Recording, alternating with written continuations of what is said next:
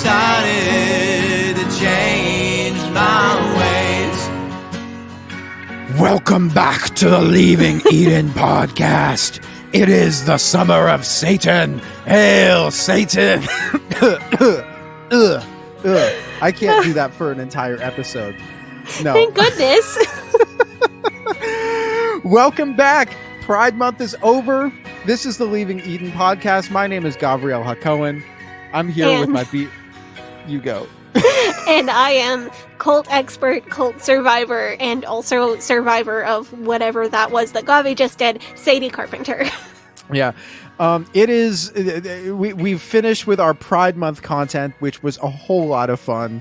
We absolutely loved doing it. And now it is into the summer. June is over. It is into the summer. And we have, Sadie had this fantastic idea where we would spend a lot of our episodes in the summer talking about satanic panic. And she colloquially named it the Summer of Satan. And it's kind of catchy. Don't you think? I think it is. I think we're going to have a fun time. We're going to dig into a lot of satanic panic related topics that we maybe have referenced on the show but not had time to fully dig into. And today we are starting with a biography of mysterious, reclusive, hate-filled, apparently, comic book artist Jack Chick.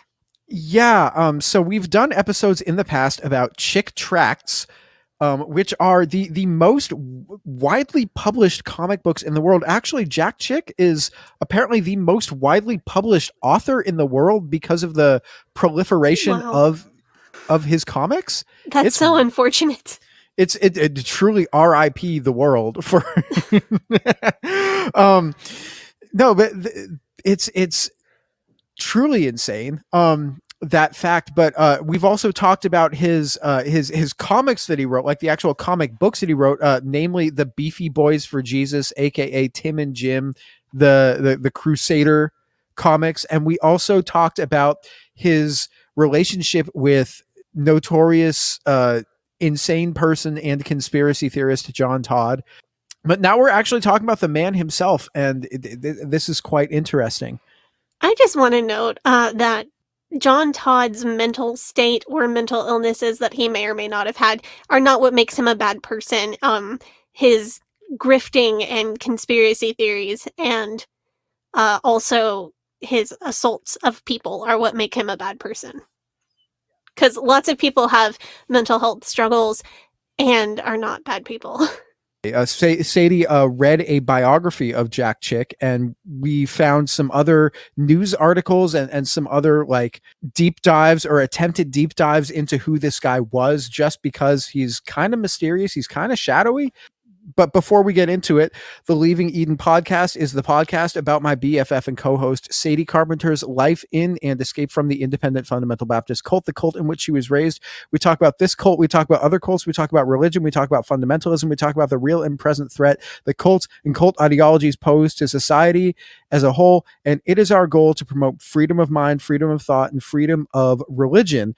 So if you like our show, if you're a fan of our show, then there's a few things that you can do to support us. Number one, join our Patreon. We have exclusive content up on the Patreon. We have some exclusive episodes. Plus, every episode that we upload is extended for the patrons. So there's a longer version on there. It's uncensored. There's no ads on it. So you can check that out. Also, you can join our Facebook group, facebook.com/groups/Eden Exodus, our subreddit, reddit.com/r/Eden Exodus. You can get some of our merch. We had a bunch of people get our Pride merch, and we are really excited about that because the proceeds from all of the Pride merch go to a good cause. They go to support the LGBTQIA2+ community. And also, we have some new Summer of Satan merch that's coming out about now. And so you'll be able to get that if you're at all interested in that. Anything else before I thank the patrons, Sadie? I think that's it for now, but keep your eye on this section because we may have something pretty big to announce in a couple weeks here. Yeah, it's pretty exciting. We're super pumped. I just need to thank the patrons. So we have 3 I Gave It All tier patrons.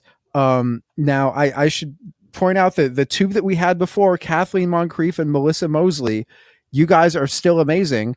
But we have a new one, and this one's actually a little bit special. Is Madeline Antrim, your wonderful husband, has gifted you, and I gave it all to your pledge subscription to the podcast. And so you should thank your husband. But Madeline Antrim, thank you so much. You're a wonderful, wonderful supporter of this show, and we love you as well. Isn't that amazing? That is incredible. Yes. How sweet, how truly sweet. You're a Madeline Antrim. You are a cult survivor, and all cult survivors are an inspiration to us all. So that's all I needed to say. Everybody who's gotten out of fundamentalism, if you're a listener to the show, and if you've gotten out of fundamentalism, then you are an inspiration to us. Hooray. Our Faith Promise Missions tier patrons, your names are Alex P., Alicia Guild, Ali Allen, Anisha Patel, Ashley Doxtater, Brooke Tully, Crystal Patterson, Dear Ethan Hansen, the musical, Dora J., Eleanor Donahue, Enchanted Fairy, Esther M., Hannah Ross, Hope Norum, Horton Hears a Shane, Janine Collin, Jen Kaharski, Jessica Tambo, Jonna, Kat Henwood, Kay Turwee, Kitty Kate. Oh, that's cute. Kitty Kate. Aren't the Katy Cats the name for Katy Perry's fans? That made me think of that. Kristen Marie, Linda Morgan, Lindsay Goss, Lorena Watson. Oh, also Madeline Antrim is on here. But wonderful. Madeline Cusick, Marlena Stuve, Marcia Millard, Mary Williams, Mary Martin, Megan Arendt, Rob the Methodist, Sarah Reese, Scooby Sleuth, Stephanie Johnson, Steve and Amy. Thank you so much, Steve and Amy. They are our new Faith Promise Missions patrons. So thank you so much. Susie, Tara McNamara, the Loch Ness. I wonder if that. So we have a dinosaur in our Patreon.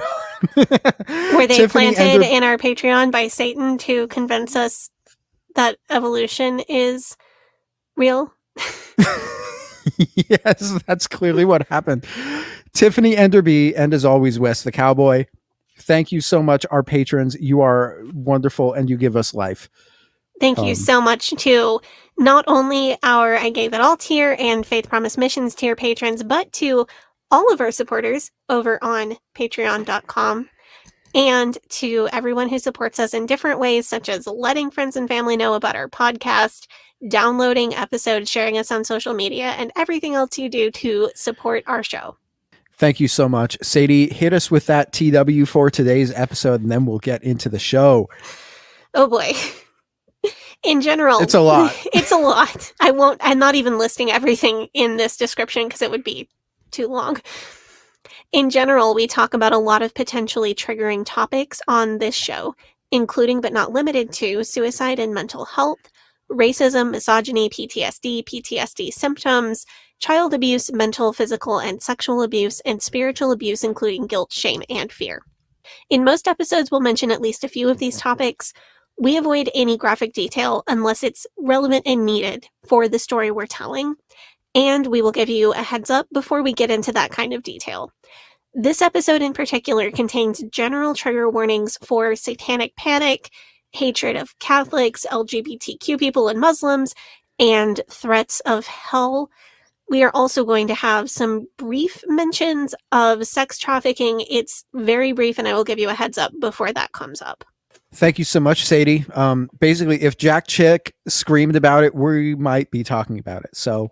But Jack Chick, when we look at people who are superstars in fundamentalism, we're used to seeing ministers who, for lack of a better word, I think they peacock their piety in front of crowds of hundreds or thousands of people. The Bill Gothards, the Jerry Falwells of the world, the televangelist types, the grifters who are obsessed with gaining fame and fortune, and they love to have people fawn over them, the real cult leaders of the world. Mm-hmm.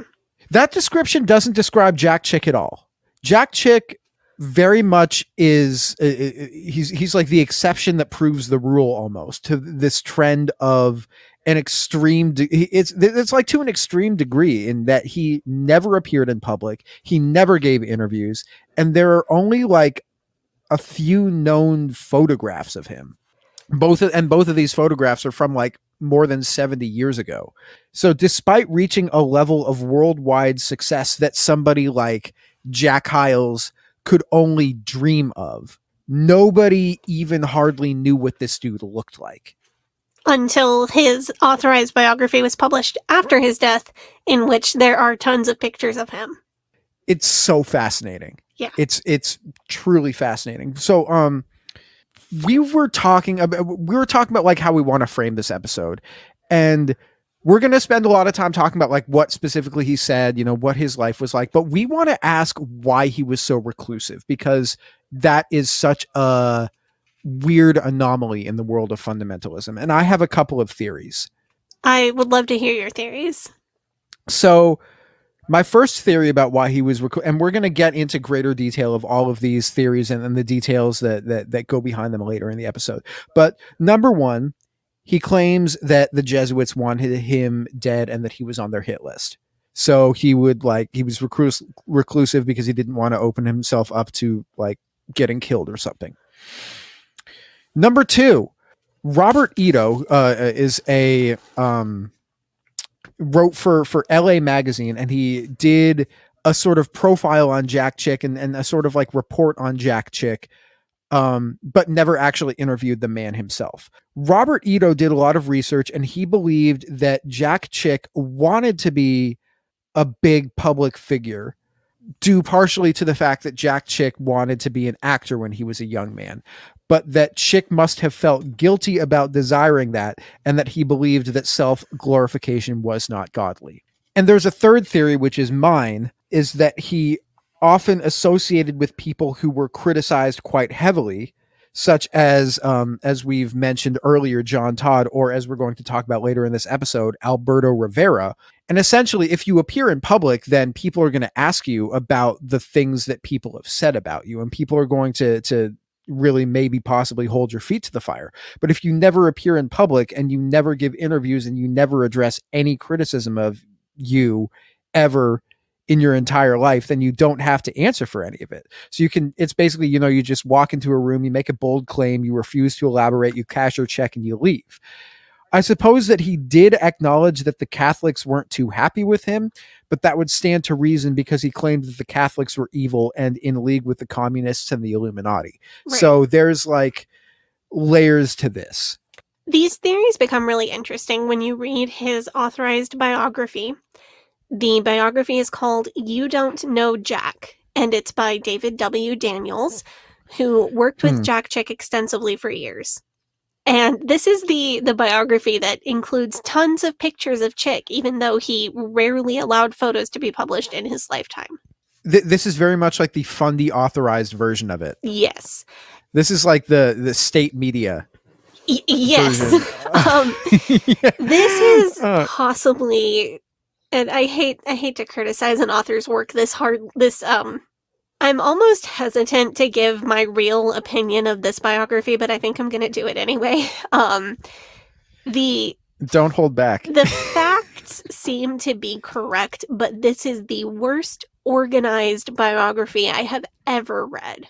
So it's that bad. It's a very long complimentary eulogy mixed with an attempt to vindicate anything that may have ever appeared to be a misstep on Chick's behalf, and a sob story about the personal tragedies in Chick's life.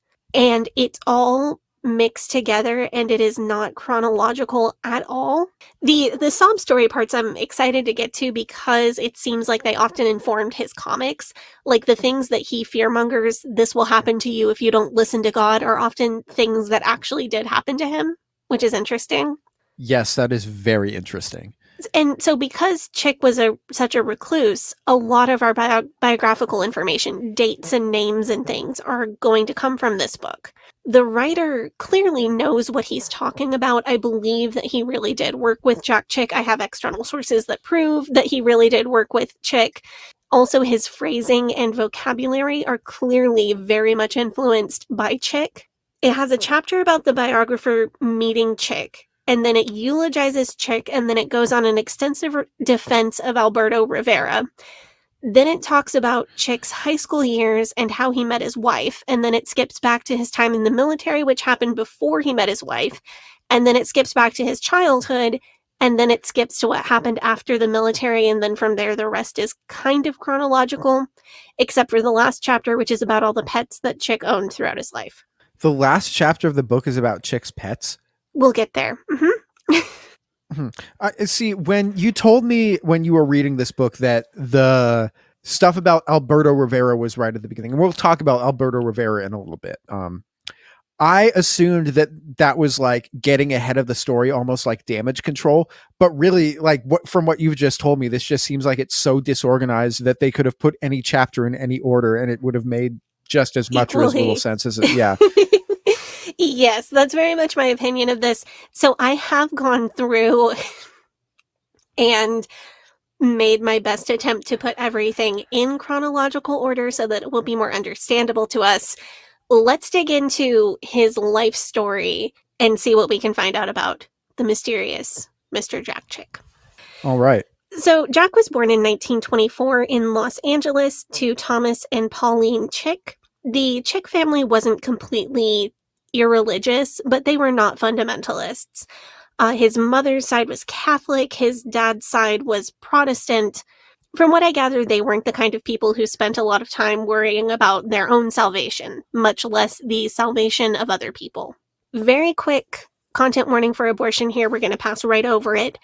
The book, You Don't Know Jack, claims that Jack was an unwanted pregnancy and that his mother actually attempted several times to perform self-managed abortions while pregnant with him. He blamed this for his lifetime hearing problems and problems with his ears.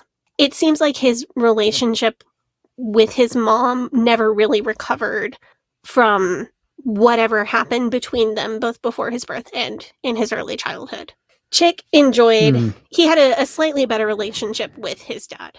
He enjoyed acting in high school theater, and he was pursuing an education in theater and acting after graduation from high school at the Pasadena Playhouse School of Theater.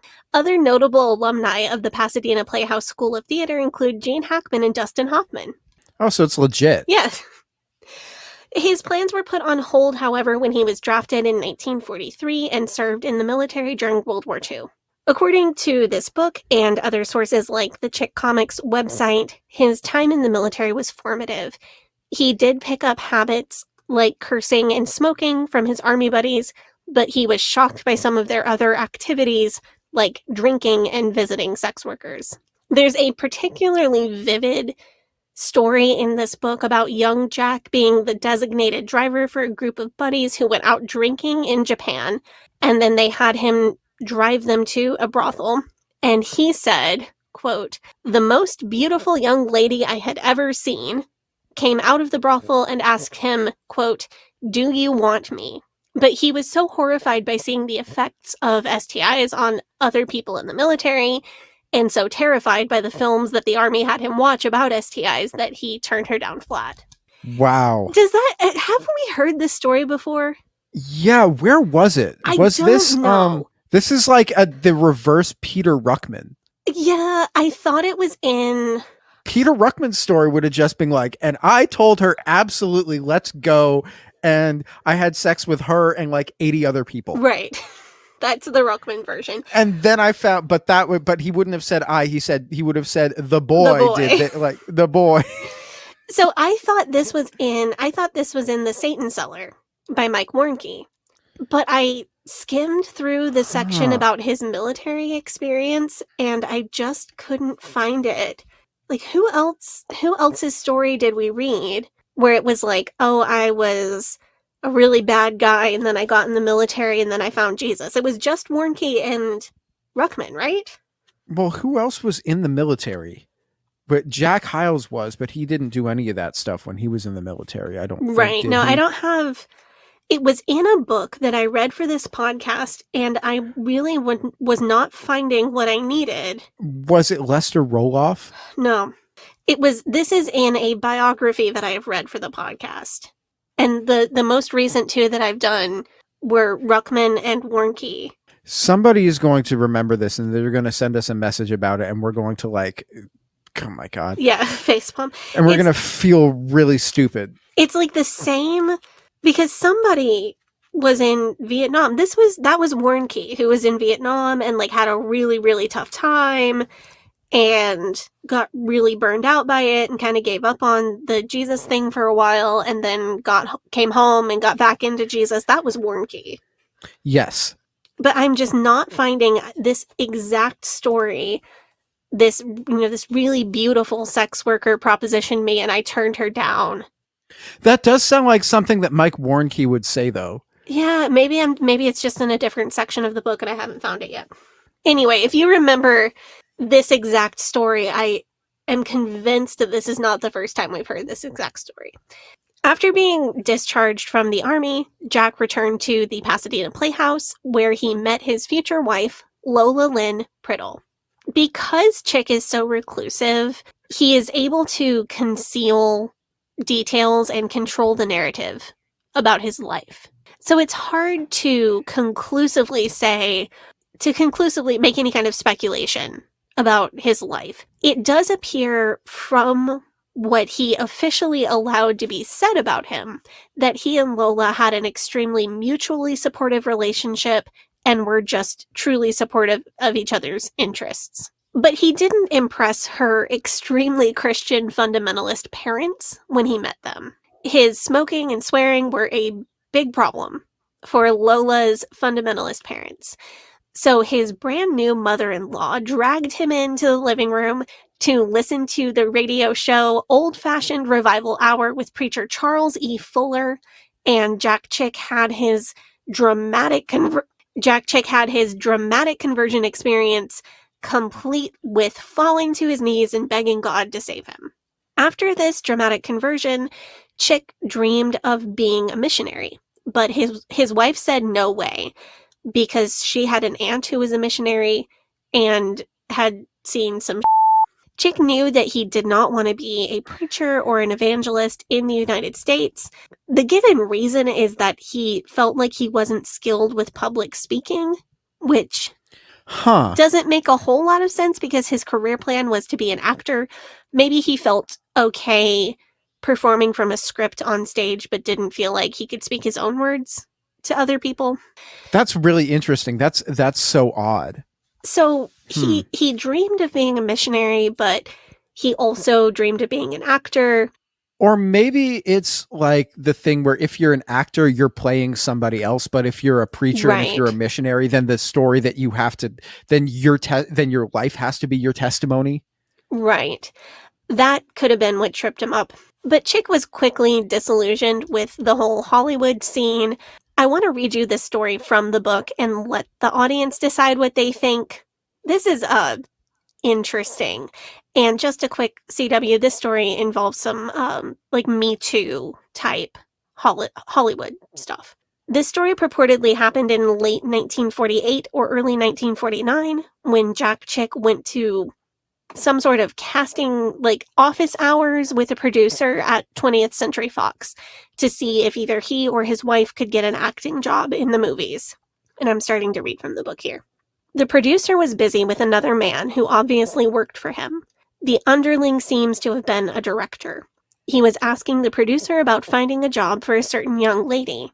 The director said, "So, what do you think? Pretty good, huh?" The producer eyed her portfolio and looked at the man directly.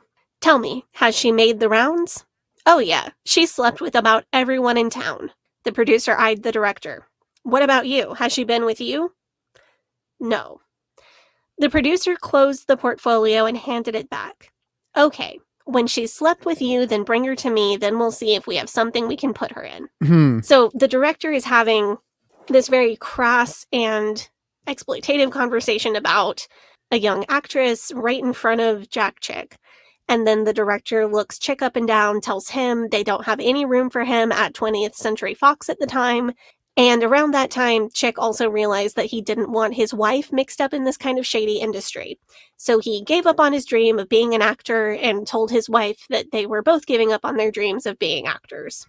So we know that this sort of thing happened in old Hollywood. We know that this sort of thing happened in our lifetime. We know that this sort of thing still happens. Actors our age have come out with their Me Too stories of this happening to them. And I don't doubt that this still goes on. Yeah, I mean, this is literally how the entertainment industry has operated for decades.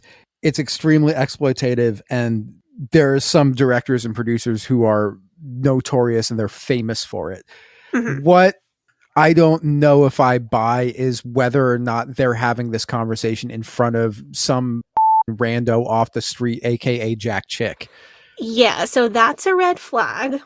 They're having what you would think would be a confidential conversation in front of a random guy who is not in the industry at all, like in public. Also, another red flag is that Chick gets rejected by the director, but that's not the reason why he gave up his dreams of acting. It was the abuse and corruption. Like, that seems a little too convenient to me. Yeah, it seems like an excuse to me. It seems very like I would have gone pro if I hadn't blowed my knee out senior year. Yes. You know what I'm saying? Exactly. I don't at all want to cast doubt on what we know to be true, that that kind of abuse happened then and still happens now. I don't know that I would even say, oh, Chick made this up. I think he's just spinning. Like, he's putting a spin on something similar to what really happened. You know what this reminds me of? What? It reminds me, you know how Ben Shapiro wanted to be a Hollywood screenwriter Nepo baby, Right. but he couldn't find a job in the industry because he wasn't a good writer. And like, even with his parents' insider connections, he couldn't get any of his scripts made. But now he's like, well, the actual reason why I couldn't get a job in the industry is because they have a liberal bias. They have a bias against conservatives. And if you're a conservative, you just can't get a job in Hollywood and no one wants to hire you. And you can't, like, that. He's doing the classic thing where, like, in like this given situation that he's making up. I mean, I don't want to say making up because it's entirely possible that this happens. Like, I don't think he made it up. I think he exaggerated something that did happen and then spun it. but given this, he's not the one who's the victim here. Even if he were the kind of guy who's like, you know what, I'm totally cool with women being treated as basically just literally objects. He could, like, if you're just like a random guy and you walk in off the street into 20th Century Fox, even in like whenever he was in like the 50s or the 40s or the 60s or whatever, you can't just be like, hi, can I be an actor in one of your movies? And they'll be like, sure, here you go. You're acting with Cary Grant as his best friend in this new, like, no, that doesn't happen. Right. I think that's how Chick thought it happened. I mean, saying things like that, I mean, you can't just go in and be like, hey, I'm from, like, you have like an agent, and like if you're from the Pasadena Playhouse, you'll have connections and they'll have like seen you in something, like you have acting experience and you'll have people that come to these things and you can be like, hey, I want to represent you. Okay, cool. Can you get me in this thing? And you start at the bottom and you work your way up. Like, that's how, even if he was okay with it, he can't just go to 20th Century Fox and say, can I be in your movie? And they'll be like, golly gee, sure. Like, yeah, the only realistic part of this story, unfortunately, is the abuse on the part of the director. But in this story, Jack Chick is not the victim in this story that he's telling, but right, there's this poor actress who is being exploited as she is trying to do her job and make a living and make a good life for herself. Right, and the hypothetical actress that they're talking about is obviously but Jack has to go and make it about him. So after giving up his dreams of being a Hollywood actor because of the corruption, not because he was rejected, Jack Chick fell back on his other talent, which was art. He got a job working for Aerojet General, which was one of many aerospace companies in California at the time. He got a job as a technical illustrator. So basically he was doing very complex technical illustrations of rocket parts, like for blueprints or manuals or that sort of thing. Interesting. That's cool. something that civilians might have seen that would be similar, if your car manual has illustrations of like what's inside the door that makes the windows go down and back up, if you've ever seen a car manual that's got that kind of detail, that's what he was drawing, but for rockets. He also did some animation work for Aerojet General. He worked on a 1958 animation that showed how infrared missile detection systems work, and it actually earned him an award from the Industry Films Producers Association. He was also working on the side as a newspaper cartoonist starting in the 1950s. But we're going to actually circle back around to that in a minute. I just wanted to let you know for chronological continuity. After leaving Aerojet General, he worked for Astro Science Corporation, doing the same career-type technical illustration work. While at Astro Science Corporation, he worked for George Otis, a Christian man who was friends with Bill Lear. That's Lear as in Learjet, by the way. Really? Yeah. George Otis encouraged Chick to find a ministry for himself and encouraged him in later publishing pursuits, even funding some of Jack Chick's early projects. Chick was working at Astro Science Corp when he published his first religious comic, which was a 10 by 10 large format illustrated book called Why No Revival. So I read through a lot of Jack Chick's early comics. And so I read Why No Revival. Thank you for doing that so I didn't have to. This was published in 1961. But basically, the comic is about all the things that are wrong in society and the reason why there is no Christian revival going on. It was critical of television, rock music, divorce, greed, self-righteous, like all the things that the fundies are like, these are bad things in society. In 1962, he came out with A Demon's Nightmare. So that was his second. Was this the first one that he made in like tract size? No, This Was Your Life. So his third comic was the one that he made in the current 2.5 by 5 inch size. Okay. So a Demon's Nightmare wasn't in tract size. A Demon's Nightmare, I think, was 8 by 8 inches. Okay. So he's getting smaller. Right.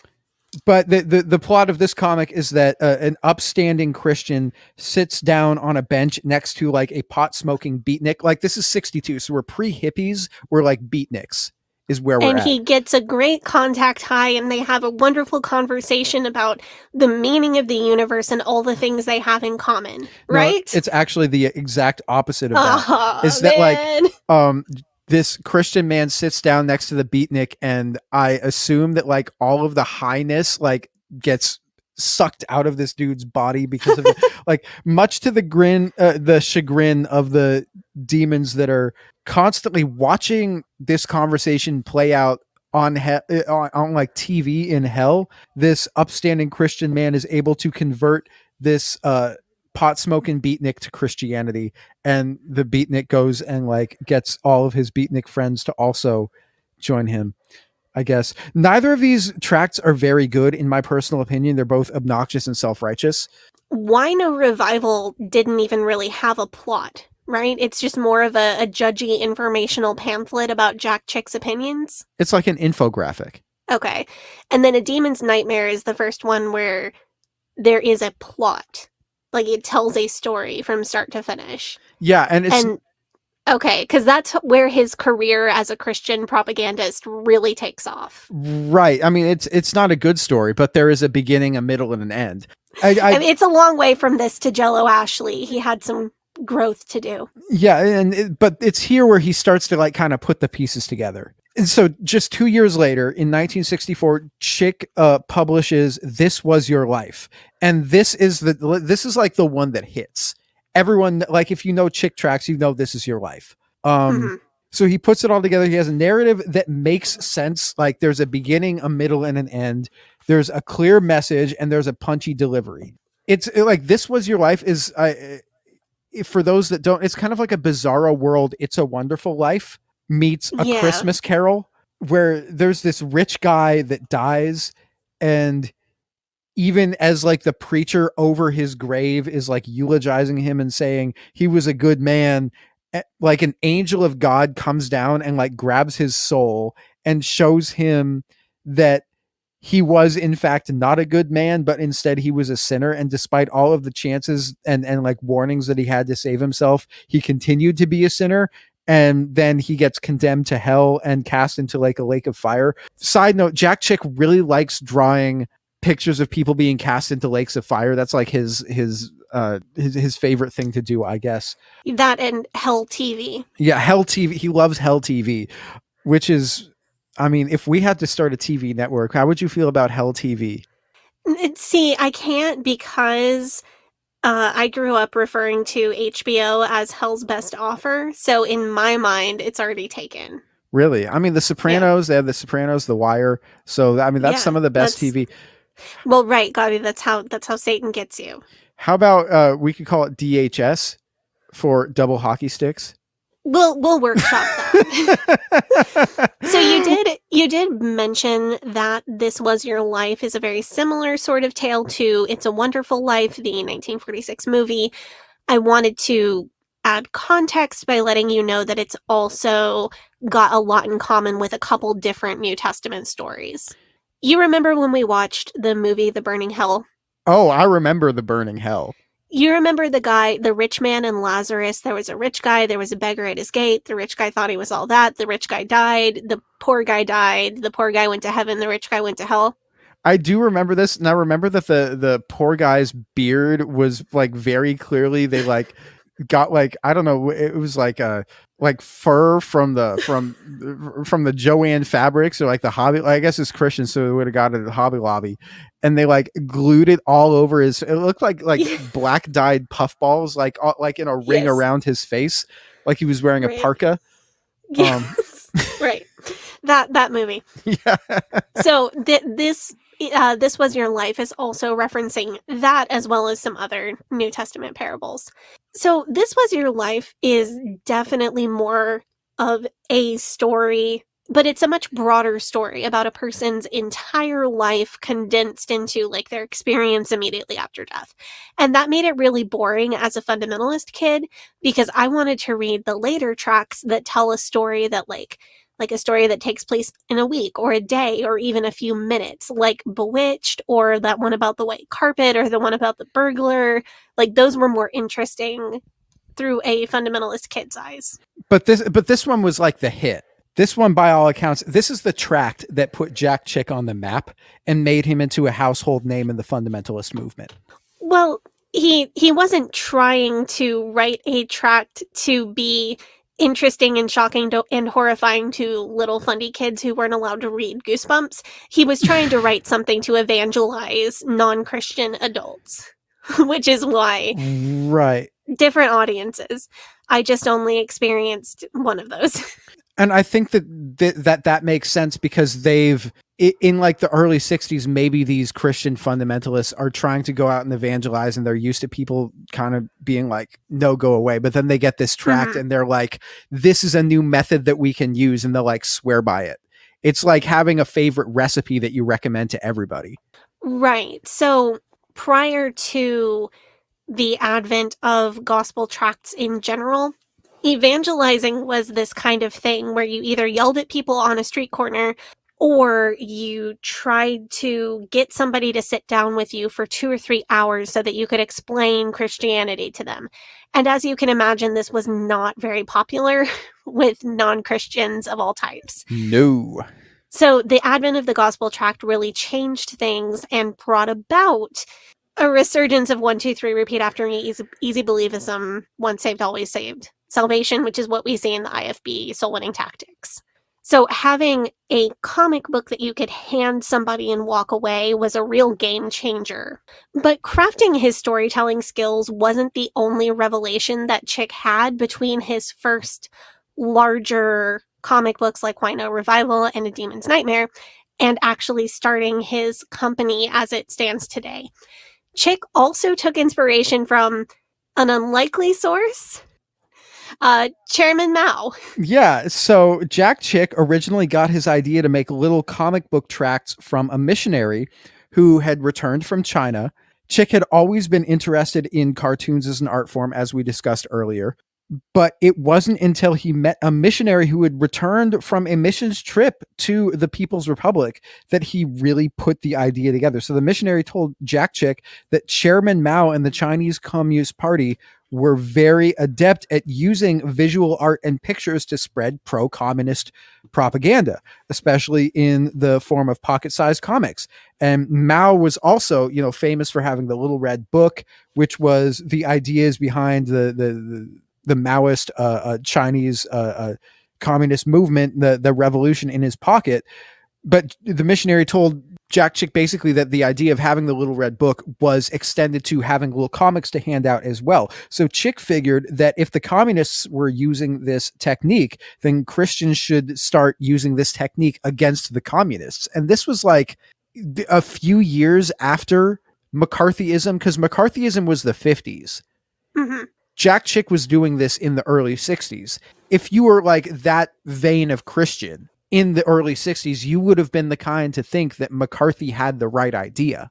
Right. And to also come into this with the assumption that Christianity and communism are direct opposites and always in opposition to each other. Like the antidote to communism is Christianity. Yeah, and that was also due to the fact that these communist revolutions were very much trying to be very anti-religious, like officially, like religion is banned in those countries. Right, and then on the other side of that coin, you have Christian nationalism and the rise of Christian nationalism in the United States, which led people to believe that Christianity is not only a religious viewpoint or a religious practice, but also a political viewpoint. Yeah, why can't we just have neither? Why can't we just, I don't know. Black and white thinking is bad, people. And apparently so are black and white comics. These ones. So before we get too far down that rabbit trail, this is what inspired Chick to shrink his comics down to the size that they are now. Wino Revival was close to comic book size at 10 inches by 10 inches. And A Demon's Nightmare was originally published in 8x8, but he noticed that the Chinese propaganda comics were pocket-sized, which allowed people to carry them wherever they went. And the printer that he was working with said, hey, these will get 80% cheaper if we can make them in this specific size format. Interesting. And Jack Chick was like, great, let's do it. Because shrinking them to 24 pages and that I think it's 2.5 inches by 5 inches format, allowed them to sell the tracts for a nickel. That's so smart. Which made them more affordable to the consumer who wanted to buy them and pass them out to people. Right. And if you're a church and you're saying, like, if you're a small fundamentalist church and you're saying we're going to send people out soul winning, you can't be spending $1 a piece on a tract. That would be insane. Spending a nickel a piece on a tract, you could do that. Right. And even when I was growing up IFB, my church would order plain gospel tracts like the ones that the Rodriguez family print on their printing press. And those I think we were able to buy for 4 cents a piece if we bought 10,000 at a time. So we would buy that huge crate of tracts, and then the pastor's kids, meaning me, would have to sit and fold them all. Oh. Which is why I'm really good at cutting and folding straight lines without any kind of guideline for that. And we would also order smaller quantities of Chick tracts, but we were always told, don't give Chick tracts just to anybody because they're expensive. If you think somebody's just going to take your flyer and throw it away, give them the cheap one. If you think that somebody's actually going to read what you give them a Chick tract. So the printer that he was working with was named John Bow, and he had already set up his printing press to print something for Campus Crusade. And he told Jack, hey, if you can reformat your tract to the same size as the Campus Crusade tracts, I can save you a bunch of money. I looked it up in the book while you were talking. This is why I love when I have books for sources, because I can just look things up. And you're good at flipping those pages because you were good at sword drills. Yep. So in the early 60s, Chick is making his early Comics and Tracts. He is also still working for Astro Science Corp, and he is also doing regular old secular comic strips, political cartoons, and things of that nature for newspaper publication. He is both freelancing as a cartoonist, and also he's got a syndicated strip in the Los Angeles Times-Mirror. So Chick and his friend Bill Clayton wrote this strip called Times Have Changed, which was very similar in concept to the Flintstones. It's humorous parallels between modern life and the Stone Age. So I have a couple things to say about Times Have Changed, actually. Number one, the promotional copy for this series is wild when it's read in context of who Jack Chick later became. I want to quote a bit of this. This is as published in his authorized biography with absolutely no qualification, no apology, none of that. Go for it. Through the use of an old cracked crystal ball and Ouija board left over from last Christmas, a dash of magic and a lot of inspiration, these boys have been able to go back to the days of the caveman. And what did Clayton and Chick find when they turned back the clock over 1,000,000 years? Well, they found that things were a lot like they are today. Wild. Crystal balls, Ouija boards, magic, and evolution. And going back 1,000,000 years. And 1,000,000 years. Not all 6,000. Right. Jack Chick in 1953 thought this was completely okay for ad copy for his new comics series. So it turns out that once the comic strip saw success, Bill Clayton abandoned Jack Chick to do all the actual work on Times Have Changed and kind of just lived off his royalties.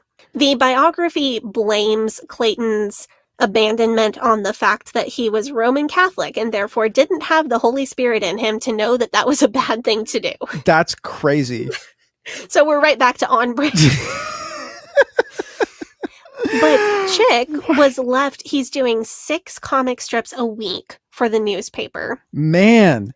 Also, so it's like Monday through Friday and a Sunday comic. He's also working full time, freelancing, has a wife, has a young child, and is trying to print these religious tracts as well. That's insane. That's crazy. That's like, I mean, this guy's probably got carpal tunnel. He's got... Yeah. So he That's ended up nuts. breaking his contract with the Times-Mirror for the comic strip Times Have Changed because he just couldn't keep up with all of it.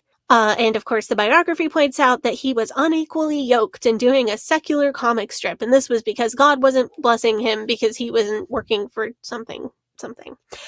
The biography goes on to point out the success of the Flintstones and the comic strip BC, and the biography lightly accuses the creators of the Flintstones and BC of having stolen Chick's idea. That's really funny. That gave me a little giggle. So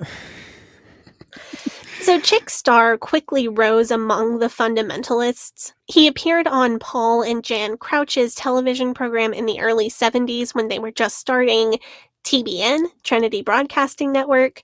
He appeared on several other Christian television shows.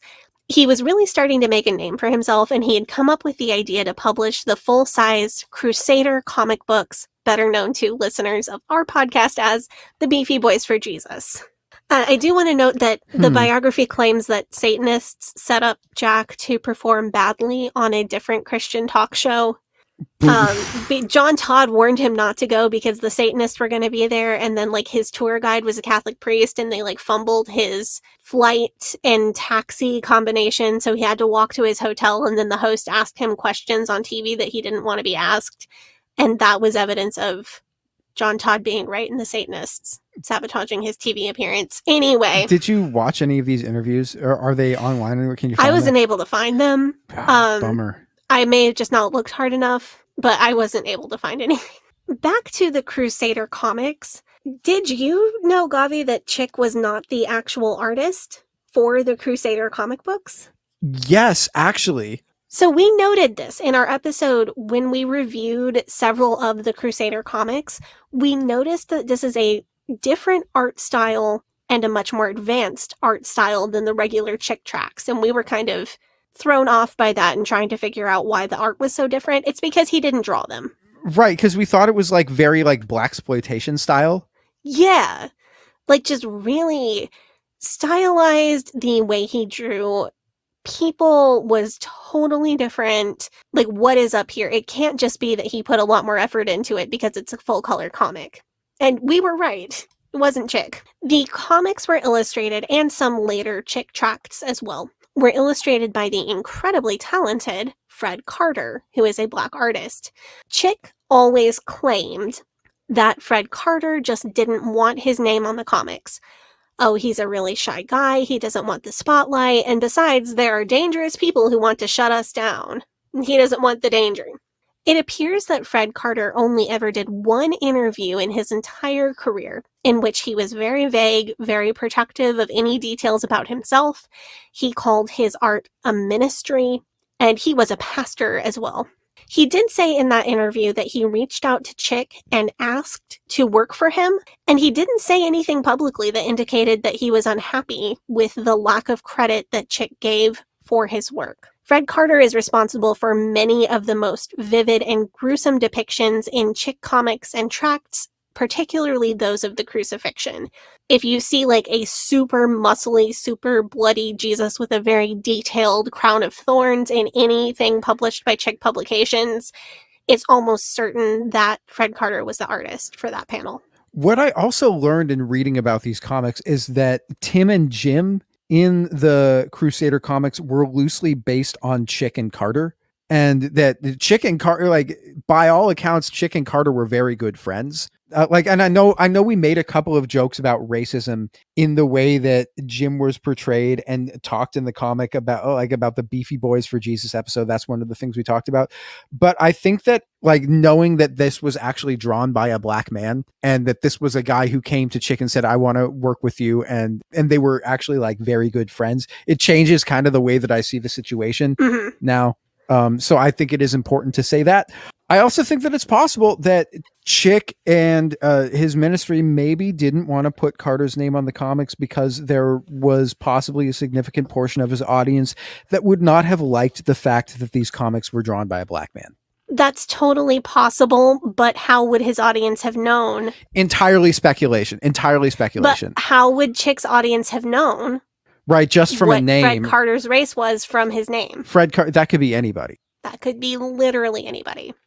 So obviously, with 2023 eyes, it's an incredibly bad look for a white man to completely erase a Black man's talent and take credit for his work, because those comic books are published with Jack Chick's name on them alone.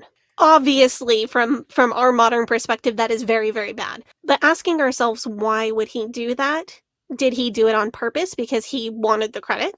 Did he think that he was, like you said, protecting Carter from other racist evangelicals?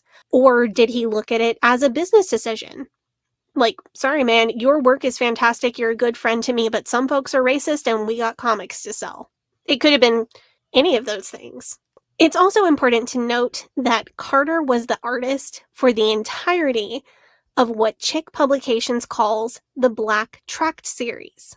In this series, storylines from tracts originally featuring white characters are redrawn and the language adapted to reflect entirely Black characters and language that leans strongly towards AAVE.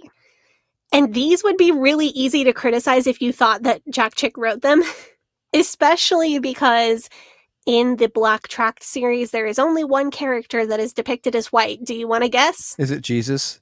It's Jesus. That's... Yeah, not good. I mean, go back to our What Did Jesus Look Like episode and you can... Yeah. However, Fred Carter did also illustrate Sunday school curriculum for urban ministries, and in that curriculum, Jesus was depicted as Black, as were all other biblical characters. That's really interesting. So that's just a further monkey wrench in this whole thing, because now we have to ask, was making Jesus white in tracts drawn for Chick a stylistic choice on the part of Carter alone? Or was this something that Chick told him that he had to do? Well, can you imagine if you were an evangelical and you got or like a fundy, like a white fundy in the 70s or something, and you got your hands on a Chick comic and there were Black people, and it was like one of these Black tracts, and it said Jack Chick on the cover and it had Black Jesus in it? That would not have flown. I was a white fundie in 2005, and that would have caused an absolute uproar. I mean, that would have possibly caused people to disfellowship with Jack Absolutely. Chick, It would and have. that would have been nuts because so much of their stuff is based on, I mean, this guy was like so monumental that Right, but not lining up with their racism is plenty reason to cut somebody out completely. yeah. So again, who is doing it? Is it Fred Carter just knowing that this is not going to fly for his audience? Is it Jack Chick saying, you've got to draw Jesus as white because I believe Jesus is white? Or is it Jack Chick saying, hey man, people are racist, like we can't make money off of this? I think it's more along the lines of like that they probably wouldn't have even had to have a conversation about it.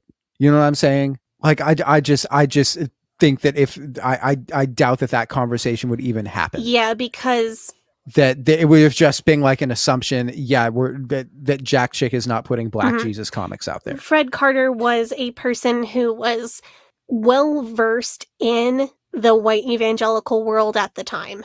He knew his audience. So I wish I could ask him. He died, Fred Carter died in 2021, I think, or 2022. That would be something I would love to ask him, like, how did this go down?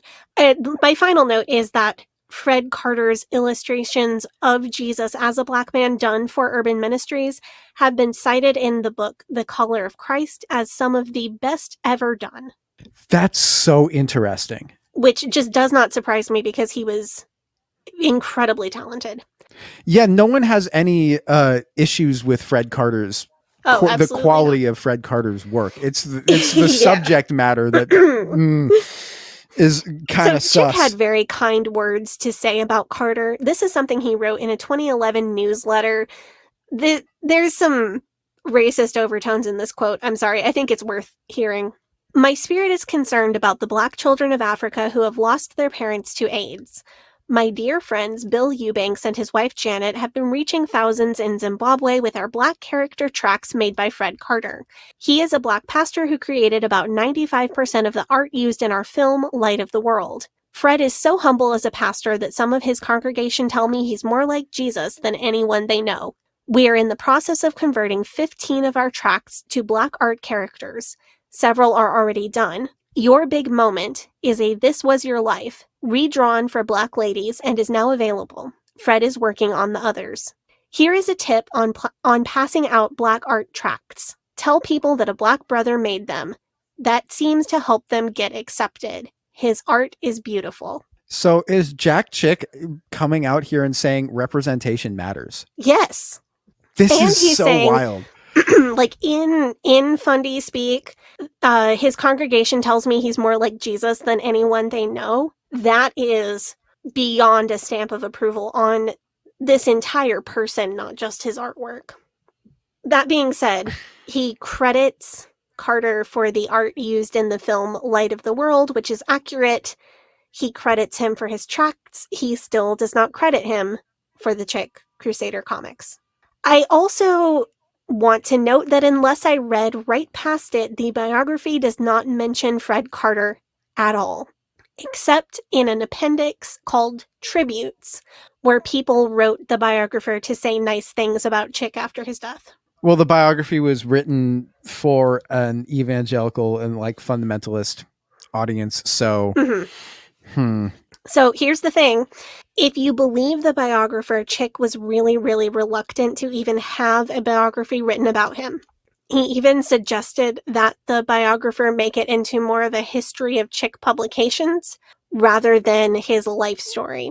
Only after Jack Chick's death did David Daniels decide to make the whole book about Chick, and he wrote the book based on the way that Chick had told his life story casually to Daniels over the years that they had worked together. I mean, that would make sense as to why the whole thing is so disorganized. Yes.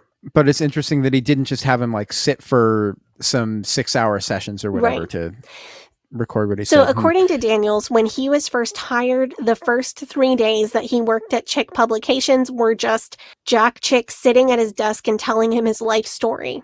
And then he continued to work closely with Chick for years and heard more and more stories. the thing is that Daniels would have certainly known Carter because they worked for Chick Publications at the same time and actually wrote Tracts together even after Chick's death. They were currently working together on the same team at the time this biography was being written. So that is a very weird admission, absence from the book. Then that is strange, right? But then again, this is a authorized biography published after the subject's death, so Jack Chick didn't get a chance to read through this and approve it or add anything. So is this a Daniels problem, not a Chick problem? And he didn't get a chance to say, you know what? I am more likely to say that it's more likely to be a Daniels problem than a Chick problem, because it's clear that Chick had no problem with not just, I mean, like with, I don't want to say he gave Carter full credit because he didn't, but also Carter didn't seem like he wanted it. Like it's that sort of thing. Like it didn't seem like, and also like the subject matter of the comics themselves. Like Jack Chick was weirdly on board with representation matters, which is the woke agenda. So you heard it here first. Jack Chick is woke. Yeah. I definitely, I think more Daniels than Chick. I wanted to make sure that we cover that in full, because it is not a cut and dry, oh, this person was racist or this person was and this other person was. It's not clear, but I want to make sure that we give airtime to Fred Carter, because as much as I disagree with some of the words that he wrote and the things that he illustrated, his artistic talent is just beyond question. Yeah. So coming into the 1970s, Jack Chick was gaining visibility and gaining name recognition in the evangelical movement. However, his associations with shocking, fringe, and controversial figures threatened to drag him down. So let's go take up the offering. When we get back, we're going to talk about some of these notorious associations. That sounds good. Hey, Sadie here. If this is your first time listening to the Leaving Eden podcast, make sure you go back and check out episode 57. It's a primer episode for new listeners. That episode tells my personal story and gives you all the terms and information that you'll need to know going forward. Also, check out our cult true crime series, The First Family of Fundamentalism, so that you can get the whole cult story. If you like our show, you can support us by joining our Patreon, where we have extended and uncensored episodes as well as other bonus content available. You can also join in the discussion in our Facebook group. That group is called Eden Exodus. Tell a friend, tell a family member, tell your worst enemy. The Leaving Eden podcast is a fully independent podcast, and we really appreciate your support. Now, back to the show.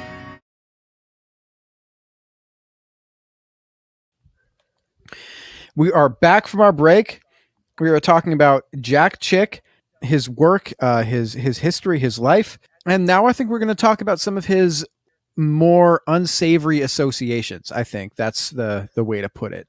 So by the early 1970s, Jack Chick, his comics and tracts had helped make him into a huge figure in the evangelical movement, despite the fact that he had largely shied away from the public eye. It was around this time that he got involved with John Todd as well. And we've done previous episodes about John Todd. But as you know from our previous episodes, John Todd was a conspiracy theorist who made claims that he had previously been the Grand Druid priest of the Illuminati, and that he had been raised as a member of the Collins witchcraft family, and that he was responsible for all of the drug trade in the state of Texas, and that he met John F. Kennedy on his yacht after Kennedy had been shot, supposedly, but that didn't actually happen. Yeah, he claimed that he met John F. Kennedy on his yacht in like 1969, 1970. And he also claimed that the Illuminati were preparing to stage a silent takeover of the United States government in 1980. He also claims that he killed multiple people and that he was bailed out by the U.S. government legislators that were on Illuminati payroll. So that's also fun. I should also point out that John Todd had a pattern of using witchcraft and the occult as a pretense to sexually abuse teenage girls, and that he was convicted of being a rapist and sentenced to 30 years in prison, and that he died in the mental hospital. And we did a whole episode on it. Was it May of 22 or May of 21? May of 22. That's when we did it. So it was like about a year ago. John Todd claimed to have been saved out of witchcraft After seeing the film The Cross and the Switchblade and then reading one of Chick's tracts in late 1972, he then claims that he met Jack Chick very soon thereafter. He said that he met Chick in 1972, but the meeting at which he said they met didn't happen until 1973, so I don't know. Who knows? John Todd also claims that he was doing like $1,000 worth of like speed and other stimulants every week. So I think maybe his recollections on timelines may not be the most accurate. Yeah, whether he was lying about that or not. That's the one part of John Todd's story that I actually believe that he did more drugs than are known to God. See, no, I think he did more drugs than an average person, but I don't think he did the amount of drugs that he said he did. It doesn't really matter. Based on the stories that John Todd told him, Chick published the comic The Broken Cross, which is the second comic in the Crusaders' Beefy Boys for Jesus series. That comic was published in 1974. Todd was presumably off Chick's radar for a while, because between the years of 1974 and 1976, John Todd, quote-unquote, backslid into witchcraft and opened an occult bookstore in Dayton, Ohio, before he was convicted of sexually abusing minor girls as part of initiation rituals for a coven that he was trying to get off the ground, for which he went to prison, which is great, for not enough time, which is bad. At that point, John Todd called Jack Chick to please come bail him out of prison, claiming that the Illuminati was trying to silence him and his testimony. Yeah. I'm sorry, this story isn't funny, but it kind of is. Yeah, I mean, here's the thing that I just don't get. Like, I've listened to several hours of John Todd preaching when we were doing our research for that episode. I don't know how Jack Chick could meet this guy in real life and think, yes, this guy is definitely telling the truth. 100%. Absolutely.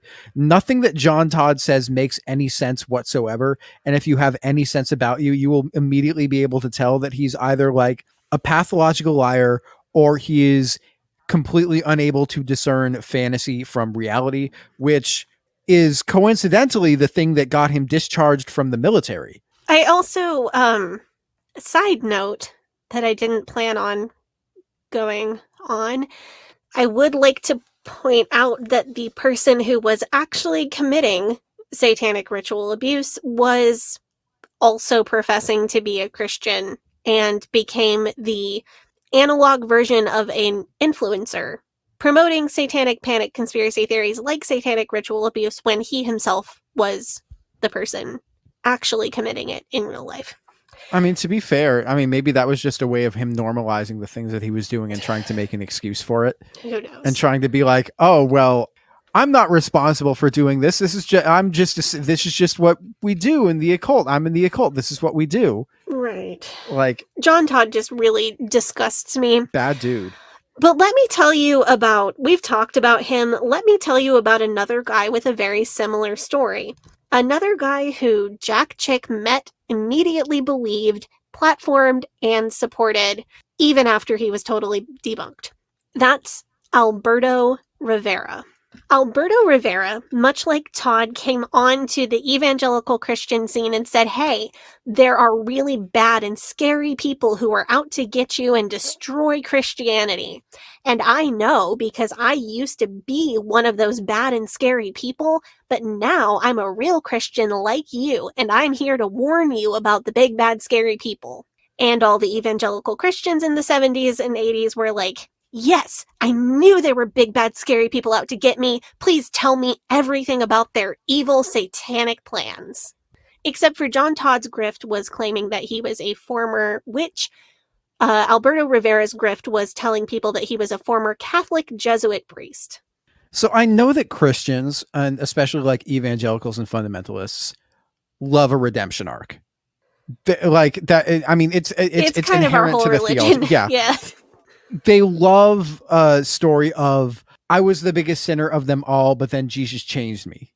It like, on one hand, it is very much like a story that is mirrored many, many, many times in their religious texts. Also, it plays into the idea that there's nothing that Jesus can't do. But there's also a such thing, I think, as being too much of a sucker and believing in people too strongly. You know what I'm saying? Like, sure. I'm hoping that we can circle back and do a full episode on Alberto, maybe towards the end of our Summer of Satan series. That might be fun. So I don't want to give too many spoilers because I definitely want to revisit him at some point. But just to give you an idea of his claims, Alberto claims that he was sent to Catholic seminary at age 7, raised to become a priest, fully educated by the Jesuits, and then trained by the Jesuits to go into good Bible-believing churches in America in order to corrupt them, sow discord, hamper their mission in any way possible.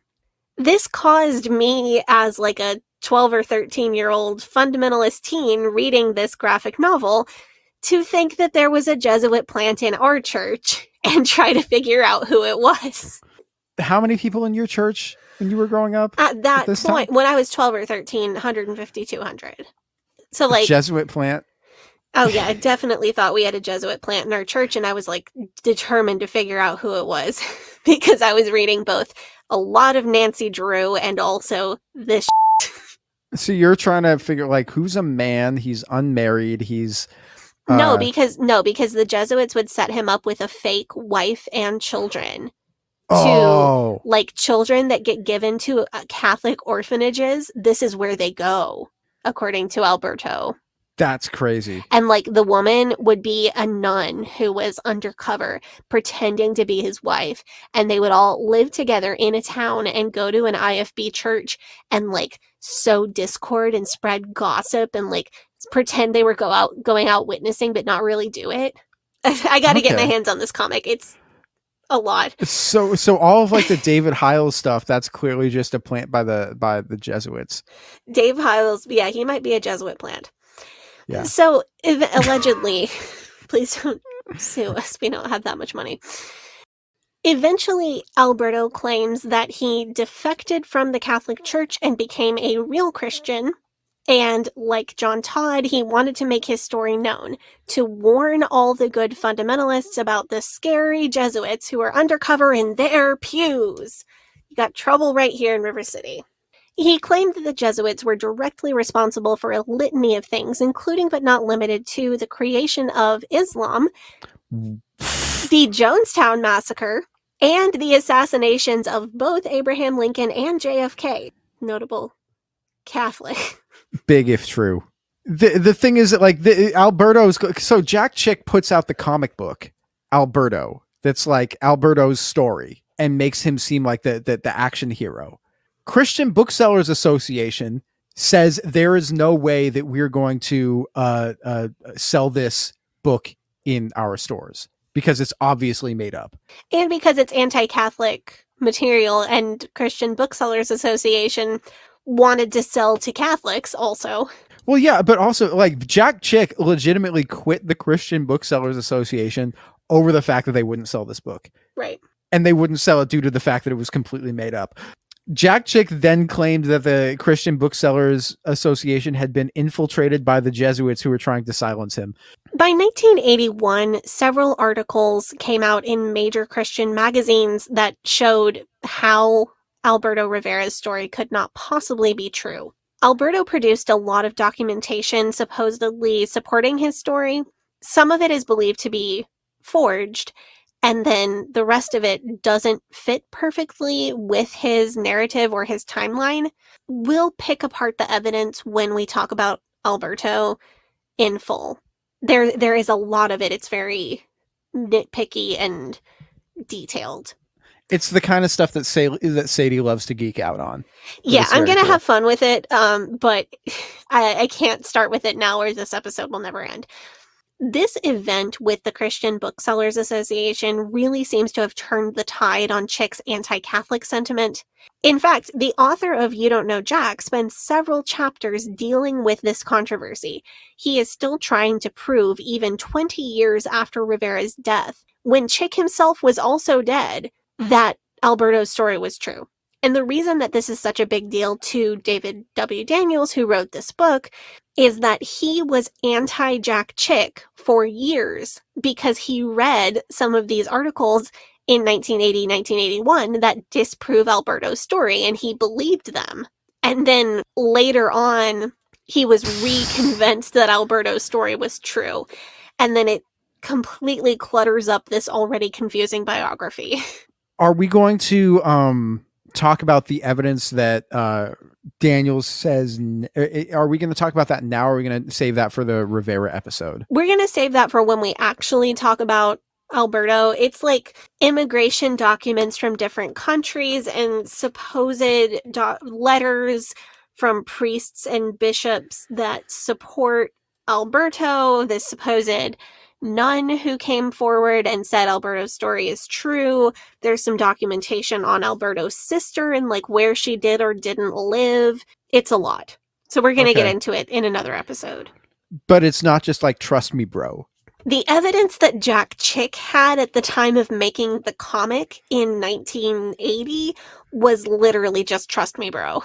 Like, just like his evidence for the quote-unquote fact that some guy was eating fingers on the side of a highway in California was John Todd saying, trust me, bro. You sent me a chronological list of every Chick tract and comic ever published, and I may have found something interesting when I looked at that list. Shoot. There are 12 tracts listed on the Chick Publications webpage under the category Catholicism, as well as one additional Catholic tract that I noticed from reading that list that is not listed on the Chick Publications webpage.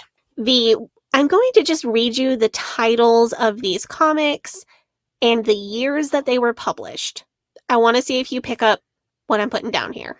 The first one was called My Name in the Vatican, ? And was published in 1980. Then in 1981, Are Roman Catholics Christians? In 1987, Why is Mary Crying? In 1988, The Death Cookie. Is that the communion wafer? Yeah, that's one of the cookie? best known anti-Catholic tracts that Chick did. In 1994, Last Rites. In 1999, Murph. In 2003, Man in Black. In 2009, Is There Another Christ? And Papa. In 2011, The Awful Truth. In 2012, Mama's Girls. And in 2013, a tract entitled Twin Towers, which surprisingly does not blame the Catholic Church for 9/11, but does carry an image of the Twin Towers on the cover as clickbait. He also put out a tract called Who Cares with a picture of 9/11 on the front. Yeah. Which is rough. And then the final one is called Mary's Kids and was published in 2014. But the earliest one is like 80-81. The earliest one is published in 1980. And they've been consistently coming since then. So he didn't get into his whole anti-Catholic bent until like the 80s when he got involved with Rivera. Exactly. Now, Chick wasn't pro-Catholic before the Rivera story came out. He had negative experiences with his mother's side of the family who were Catholics, and he believed the usual evangelical Protestant fundamentalist type stuff about Catholics being wrong and they're idol worshippers and they might not even go to heaven. They might not be Christian enough to get into heaven. But Rivera hugely influenced his actual anti-Catholic sentiment. Rivera turned him on to a universe of Catholic conspiracy theories and inspired dozens of tracts and comic books.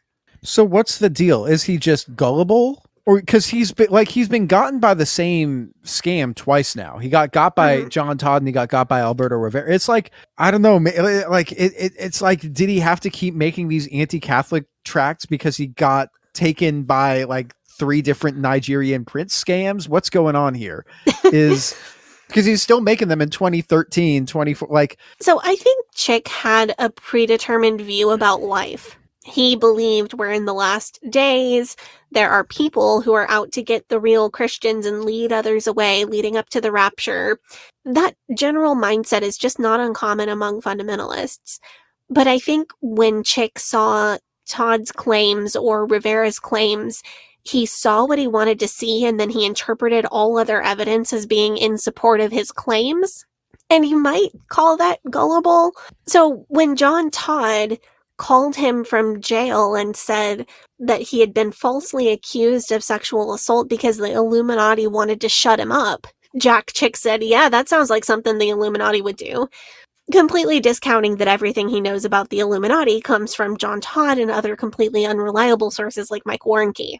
Because if you believe, if somebody tells you the entire world, the government, the judicial system, the criminal justice system is all run by the Illuminati, and you believe that and internalize that and then start to make a career built on preaching that, and then somebody who is talking about the supposed Illuminati all the time goes to jail and they call you and say the Illuminati had me put in jail, it's just more proof for what you already believe. Or when Alberto Rivera got cancer in the late 90s and told everyone that he had been poisoned by the Jesuits with a drug that causes you to get cancer and die, that made perfect sense to Jack Chick, because yeah, that sounds like something that the Jesuits that you told me about would do.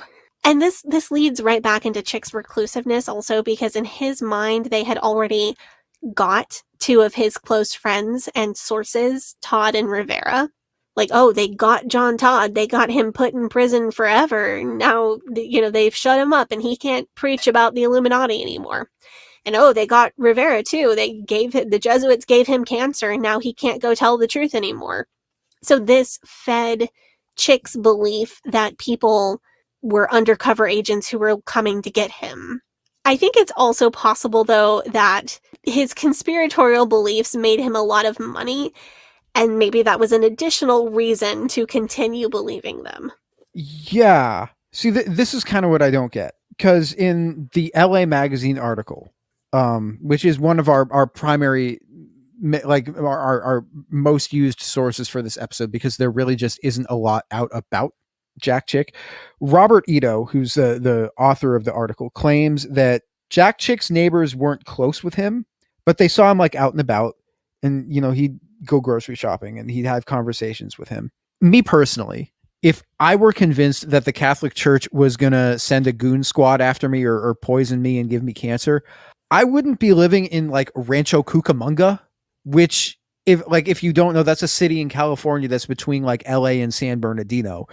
It'd be like, I would be in like a bunker in the middle of nowhere in a state where they let like civilians own rocket launchers. I'd be in like Idaho or something. Like, I've also linked an article from a journalist writing for Catholic Answers who met Chick in person. Interesting. The film premiere. Yeah, I referenced that movie that Fred Carter did the art for, Light of the World. The film premiere for that, Chick showed up. So this journalist from Catholic Answers went, because Chick and Catholic Answers have gone back and forth in publications for literal years. It was like Chick's biggest lifelong beef. With Catholic Answer, with like a Catholic magazine? Yeah. And website. Ugh. So this guy, he mentions, like, Chick asks him, do you go to church? He goes, yeah, I'm a Catholic. And Chick's response is, oh, I love Catholics. Which, of course, is Christianese for, like, I love you, so I want to save you from your sins and your delusions. Yeah, this is...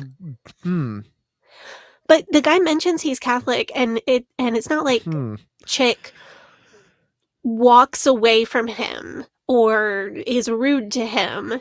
He gives him this like very polished fake evangelical niceness, even after he tells him that he works for Catholic Answers. Once he mentions he's Catholic, Chick does say, well, the Pope is probably going to have this movie by tomorrow. Someone's probably here at the premiere to pick it up and take in a copy. So he just like goes off on this guy in a very nice tone of voice about how the Pope has him on a watch list, and he says like he's like poking fun at the journalist. I've linked this article if you want more nuance of how this is being written about. But he's saying things like that very, very lightly imply that this journalist is a Catholic spy who's sent there to get him. But he's still this veneer of extremely nice on top of that. So, but he was serious about his like joking. He was like joking about these allegations, but he wasn't joking. Yeah, and he was absolutely serious. Like, oh yeah, somebody's going to pick up a copy of this movie and take it to the Pope because the Pope has me on a personal watch list. See, this is weird to me. Like, that's just a fact to him. Yeah, because like Jack Chick, I mean, I guess Jack Chick is big time when it comes to evangelicals and stuff. But how many people do you think actually saw this movie that Fred Carter was involved with making? Like, I don't like, maybe I have no idea. like there are, when we were researching about, I think it's on YouTube. yeah, so it's a movie that's on YouTube. Okay, like, because when we were researching about the Passion of the Christ, and we were talking about, like, there was when I was doing the research about that, they showed the Passion of the Christ to whoever was the Pope at the time when it came out. I don't know if it was still John Paul II at that time, or if it was Pope Benedict at that time, because those two, I think the movie came out within a few years of Pope John Paul's death. But it's just like, like, I get why the Pope would see the Passion of the Christ, but like some, like, I don't want to say podunk, but like, it's not a. Let me send you the poster for this movie. Okay. Oh, it's the DVD cover. I'm just sending you the IMDb page. It'll show you the DVD cover. Okay. Because like it's like the title, for those who are not looking at this right now, the title of the film on the cover it's like in knockoff papyrus font. Like, not even the real papyrus font. Yeah. It doesn't look incredibly professional. It looks like, dare I say, it looks like something that would be, it's very like instructional DVD that comes with your new power tools aesthetic. You know what I'm saying? Yeah. Like if you were alive in the mid 2000s, very much like if you bought like a table saw or something, it would come with a DVD that would say, watch this DVD. Like that's what the cover looks like to me. Is very like with the diagonal like thing in the corner with the picture of the guy up there. You see what I'm saying? Like, oh, with the sign language, because there's a sign language interpreter. There's a little picture of the guy who's doing sign language interpreting, and that's like the guy who's showing you how to use your new table saw is like my Black and Decker with master woodworker John Howard shows you how to dovetail a drawer. Yeah, and the way that he presents himself to this reporter from Catholic Answers and also to the entire world is, even his closest associates, is that he is dead serious in his belief that the Pope is personally out to get him. But also, he's joking around with this journalist. He doesn't have any security guards. He doesn't protect himself beyond denying the journalist any pictures of him and denying the journalist a tour of the Chick Publications offices. So, did he really believe that the largest and most powerful single religious institution in the world, who had successfully infiltrated Christianity as a whole, as well as most world governments, and which controlled its members completely and employed spies across the world, was trying to do away with him? I don't know. Like, his message is unusually consistent for a person who doesn't believe their own message, but his actions are not consistent with a person who believes their own message in every case. So you've known people in your life that were like extremely paranoid and delusional. I think everybody has. I think everybody with some empathy has. Yeah. How many of those people that were like the level of paranoid and delusional that Chick is claiming to be were able to, I don't want to say hold their lives, but like go, like have a successful career and have like a successful XYZ thing that they were doing and able to like essentially and their lives weren't just like totally falling apart due to their level of paranoia and delusion. Well, their lives weren't run by their level of paranoia and delusion. Yet not many. And I don't want to come across as like ableist in the way that I'm describing that, because I know that a lot of people, like, we've all known those people, and they and some of them, maybe they're schizophrenic, or maybe they're And there's underlying issues, right? It's poverty, or it's a lack of education that didn't allow them to see bad information coming their way that made them paranoid and delusional, or it's underlying mental health issues. Like, there's layers and layers of reasons that a person can be that way, or just really bad luck in their life. Like, you've just had enough bad happen to you that you start to think that the world is out to get you. And none of that is shame-worthy. But a lot of times, like, once a person gets to that level, it kind of eats their life. Usually, if it's the kind of thing where enough bad stuff has happened to somebody personally that they think the whole world is out to get them, in my experience, that tends to be more of like a temporary thing, where they have like this mindset or this idea that the world is out to get them more generally. And it's not that XYZ person is specifically trying to come and get me. The Catholic Church is specifically trying to Right. come and get me. No, it's certainly interesting. The missing link, though, is that none of the people that we have known who were personally paranoid or delusional people made an entire career out of their specific fears or delusions. And there are people who have had, their podcasts purchased by Spotify who, in modern times, have made a career out of their own paranoia and delusions. Either that, or they're just acting in bad faith and they're grifters, which... Right. Mm. So let me pull in a couple other stories from the biography, because I have a few examples of how real events in Chick's life not only inspired his comics, but also may have fed his conspiratorial way of thinking. Okay. Jack Chick had only one child, a daughter named Carol. Chick's wife, Lola, became ill when Carol was only 2 years old with an unspecified illness, but the book tells us that she was very severely sick for the rest of her life, from the time her daughter was 2 until the time of her death. Jack was her primary caretaker until her death. According to the biography, Carol was bullied as a teenager because of her dad's tract ministry. She met a neighbor down the street who was a worthy matron of the Eastern Star and into witchcraft. Jack and his biographer assume that this woman was into witchcraft because of her Masonic involvement, which is what Eastern Star is. Chick would come home from a long day making anti-Catholic propaganda and find items buried or burned in the backyard from the supposed witchcraft rituals that Carol and this neighbor lady were doing. Masonic sidebar, I looked up the Eastern Star. It's a service organization for women who are related to men who are Masons. It is not a secret society, not even as secretive as the Masons are. There are typical initiation rite sort of things, but you can even find some of those online, which is it's not nearly as easy to do, to find Masonic rites online. But the photo of the worthy matron for the Portland area is on the Portland area Eastern Star website, and she actually looks like a very nice lady.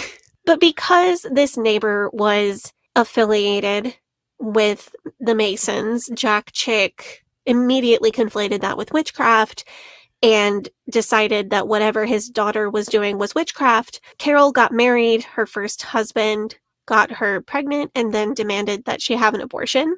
Her second husband was the son of a Jewish movie producer. Oh, God. And some poor Jewish guy had to spend time with Jack Chick. I'm going to quote from the book. Jack had tried to win this precious Jewish... This guy did not write to be read. Jack had tried to win this precious Jewish man to his own Messiah, but he was not interested. Oh, man. So yeah, Jack Chick ran off the second husband by being anti-Semitic. Yeah, I felt that. Good job. I felt that in my soul, man. That's... So the movie producer's son dumped her, presumably because of Jack Chick, but we don't really know. And then Carol ended up with this other guy who kind of whisked her away out of state and ran up all her credit cards. Jack tracked her down from her credit card statements and went to rescue her. I'm going to read this the way that it's told in the book. The book implies that she was involved. She was potentially being sex trafficked. So I wanted to give the audience a heads up. The book implies this without much evidence, but it is the implication. So here's the quote. She had been given chemical cocktails and was in a wheelchair. Her body had been destroyed. Jack took her frail body in his arms back home and cared for her and got nurses for her. I can't even tell you what this bad boy was planning to do with her. By the way, Jack was powerless to prosecute that evil man because he had immunity as an FBI informant. But that's another story. That story about him having immunity for being an FBI informant does not get told in this biography and is never mentioned again. Wow. Yep. That's... See, but the thing that I'm wondering about this is that basically this book was written based off of just this guy's recollections of things that Jack Chick had told him about his life throughout his life, just like in casual conversations that they'd had together. Yeah, like over 20 years or something of them working together. So there wasn't like, okay, sit down and clarify, what was this guy's name? What were the details of this XYZ thing that happened? Let me research this to make sure that everything is true. Like, this is very much just like a, much like a chick tract. It's it is much like a chick tract. The source is very much just like, trust me, bro. And I'm not saying that this like couldn't have happened, because it's entirely plausible that this sort of thing could have happened, but also like just... They don't tell us what state she was taken to. They don't tell us what was bought on the credit cards. That's important information. And then he says, I can't even tell you what this bad boy was planning to do with her. And you could read that as, I know what he was planning on doing to her, but I cannot bear to write it. Or you can read that as, I do not know what he was planning to do with her. And it's ambiguous. I don't know, like, I feel like if this story or if this book was being written now, and there was like an actual editor involved in this story, yes. if there was any editing at all. If there was any editing at all, the book would be completely different. But like evangelical, I guess the fundies don't need editor. They just let the Holy Spirit speak through them. The Holy Spirit didn't have an editor. The Bible didn't have an editor. God's word doesn't have an editor, so you don't need an editor for your meandering stories. I don't know. It's just it's highly suspicious to me. It is. So when the book says she had been given a chemical cocktail, I think they're referencing that she was possibly sex trafficked or going to be. I think that's what he's trying to say, but that is not quite sufficient evidence. That's obviously sufficient evidence that if she was given drugs without her consent, that is clearly sufficient evidence that some kind of abuse and bad things were happening to her. This whole passage is way too ambiguous, and I'm really sorry for whatever happened to Carol. Yeah. But he thinks he's being clear, and he is not. It's also like, it's very much, you speak Christianese, and you can't tell what the translate this. Like, it just seems like there's more just like, he's just kind of like throwing spaghetti at a wall as like bad things that can happen with regards to a person given chemical cocktails. There's wheelchair, injury, credit cards. Like, it's like Dave Ramsey plus like Dare plus, if you're disabled, live your life for Jesus, and that's your special gift or whatever to evangelize. Like, it's like a Venn diagram of those three things, and then whatever's in the middle, it's just like a big question mark. It's not like this book shies away from intimacy that I would even call over familiarity. There is another passage that I've chosen not to go into depth on in this episode, where it talks about some medical abuse that happened to Chick's wife in the later years of her illness. And that passage was so like raw, and I didn't feel right reading that about a lady that I'd never met. So I am not even choosing to share it with our audience, because I felt like I was way intruding into the medical information of somebody that I do not know. And also, this book was published after Jack Chick died. But like very shortly after he died. This is the kind of thing, like, he died and David W. Daniels sat down at a typewriter and typed it all in like 4 days, and then it went to print. This is very much like, it reminds me of J-Rod live streaming a funeral. The level of like... That's an analogy. You see that comparison that I'm making, though, is just like... Or like Funeral for the Sister's Legs. level stuff. I don't know. Chick died on October 23rd, 2016, and this book is copyright 2017. So it is very much a rush job. Man, no wonder it's so disorganized. Yeah, exactly. He wrote whatever came to mind and then didn't think maybe I should put this in any kind of order. So whatever happened to Carol was bad, and I'm genuinely sorry about it. I just don't know if Jack Chick really knew what happened to Carol. But she never fully recovered from whatever it was that she went through, and she died in 2001 at the age of 47 or 49. It doesn't give her date of birth in this book because nothing is organized or chronological. But I think this whole story of Carol is a big puzzle piece. It's an example of how Jack's life may have influenced his comics. So Carol was born in 1953 or 54, so she would have been 15 years old in about 15, 16 in 1970. Bewitched, which is the Jello Ashley comic, was published in 1970. So is it possible that Chick wrote this comic to try to convert his teenage daughter out of her supposed witchcraft endeavors? That's very interesting. I think it also may have had an influence on his reclusiveness. In that, like, so, because if you're a fundamentalist minister and you're successful, and it comes out that your daughter is involved with Masons and the witchcraft and the occult, that's disqualifying, right? Like if you're a minister and your daughter is getting involved in that stuff. If he were like, a pastor, yes, but he was never a pastor. Right. It's a loophole. Yeah, and I mean, it comes out that your daughter is involved with, and you know, she's having abortions and she's dating unsaved men.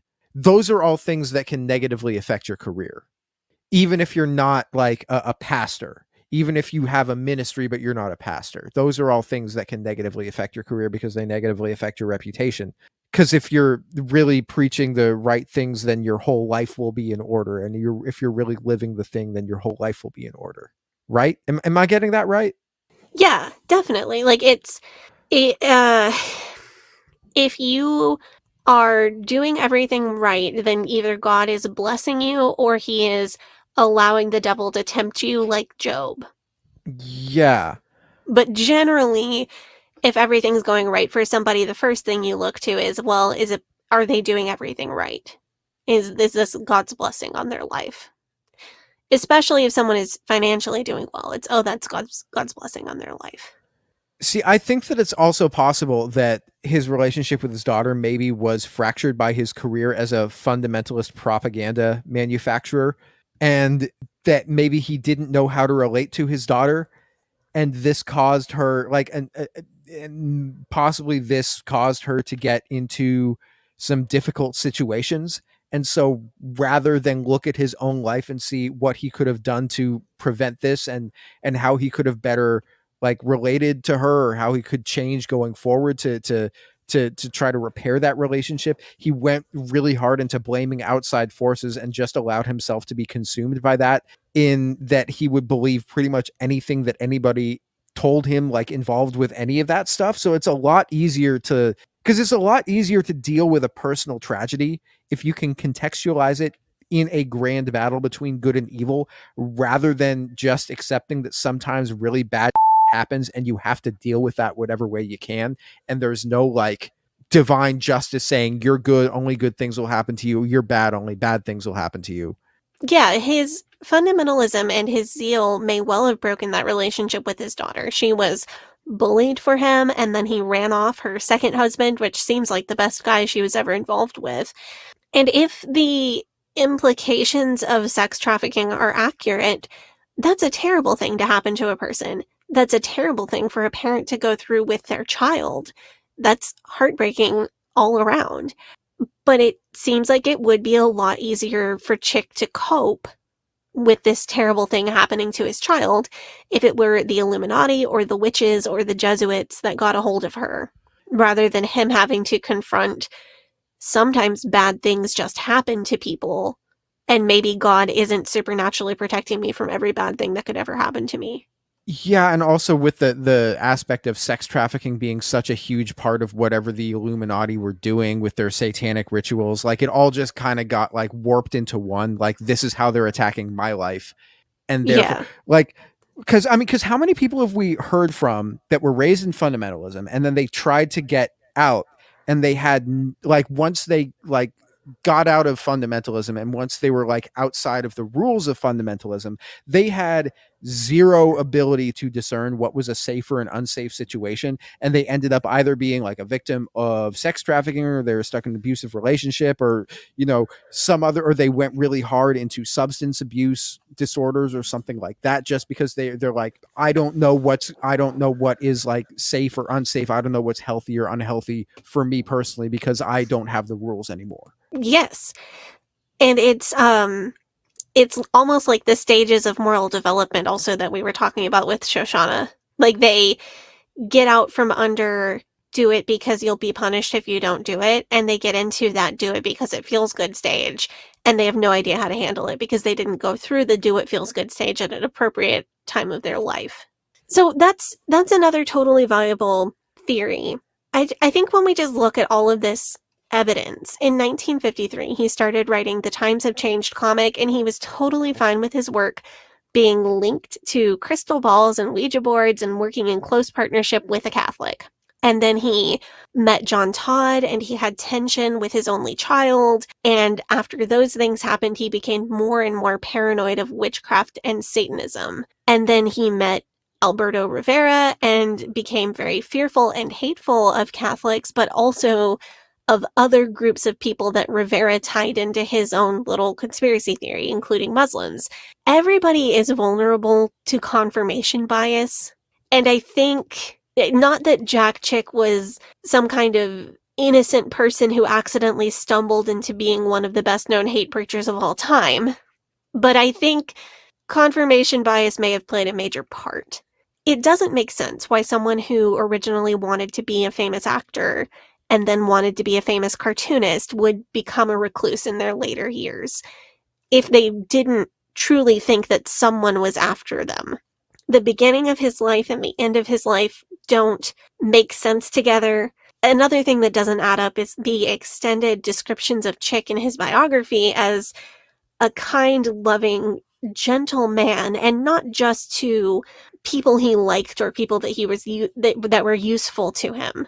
There was an entire story about a supposedly ex-gay person who had gone through conversion therapy and wanted to work for Chick, and Chick gave him a job, was super kind to him, and then he ended up getting a boyfriend and hitting the road and leaving to go to Alaska, which was probably a good decision on that guy's behalf. Seems like he did a smart thing for himself. And live your best life, buddy. Yeah, but he stole one of Chick's cars, which not quite so cool. And Chick was like merciful, even though he had stolen the car and didn't press charges. There was also an entire chapter about the pets that Chick had throughout his life, and like how much he loved them, and he even put little caricatures of them into some of his tracts and comics. So, and that doesn't track well with someone who is spreading anti-Semitism, spreading Islamophobia, spreading homophobia, spreading so many different phobias, and just generally being a complete print. But like the theory that we're working with is that all of these things that he was spreading were because of like things going on in his personal life. That makes sense to me. Men will literally start the satanic panic instead of going to therapy. True, though. So I do want to like sidebar here.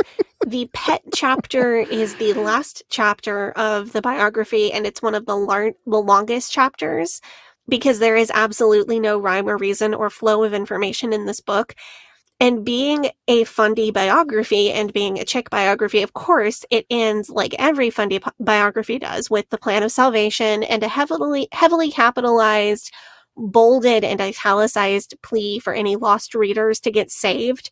But it's in the same chapter as all like his dead pets who he loved. It's extremely odd. It's extremely odd. So it's not that I would This Yeah. biography is one person's way of seeing Jack Chick. So I wouldn't want to take its word for, oh, he was such a kind and generous and loving man, because there are people who would say that about some of the worst monsters in history. I would, however, take the word of several journalists who met him even as they were pushing back on his beliefs and bugging him for interviews. There's no record of Chick going off on somebody the way that people do in his comics and just being a jerk. But this is the man whose work is so hateful that it's banned in Canada. This is the man whose work is so hateful that even some Christians would pick it up and throw it away if they saw it in public to try to protect other people from seeing that kind of hatred. This is the man whose work gave an entire generation and a half of fundamentalist kids nightmares, anxiety, paranoia, and taught racism and homophobia and other ills. So how does the man who professed a genuine desire to evangelize the world and professed a genuine love for people and said such kind words about his collaborators also publish so many horrible racial stereotypes? I've linked one tract that I don't think I had ever seen before. It's called Crazy Wolf, and it is literally front page to back page stereotypes about Native American people. Ooh. It is actually kind of stomach turning. It may be one of the most racist chick tracts that I've seen. So how do we, is that one still in print or not? It's in print. Woo! Available on the Chick Comics website. There is a link in the source post. Well, I mean, according to Brittany Dawn, you can't cancel the word of God, so it's like, but you can sue it out of existence. Man, you know. It's interesting, I think, to try to reconcile or analyze his life. I knew somebody who found out after their grandparents died that they thought they're like, oh yeah, my family is Argentinian. And after their grandparents died, they were Argentinian and they grew up speaking German. And after their grandparents died, they kind of went into an existential crisis because they found out that their grandparents had been Nazis living in exile, but they had always seen their grandparents as like very kind and loving and gentle people. I don't know, because like people can be more than one thing. It's just because somebody seems some way on the surface doesn't mean that they haven't like done something heinous. Like I've known people that I liked on a personal level, and then I like read their backlog of Reddit posts and it's like full on Gamergate or like Ben Shapiro reposts or something like that. I mean, another example, like I would, like when I was in college, one time I made friends with a dude and he seemed really nice. And then one of my other friends told me that he had sexually assaulted one of her sorority sisters.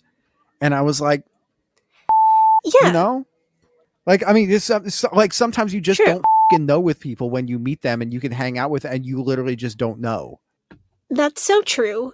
People can have two sets of beliefs or practice things that don't line up with their beliefs for a lot of reasons. They might do it for social acceptance or for their own benefit, or because they're blind to the discrepancy between what they believe and what they do.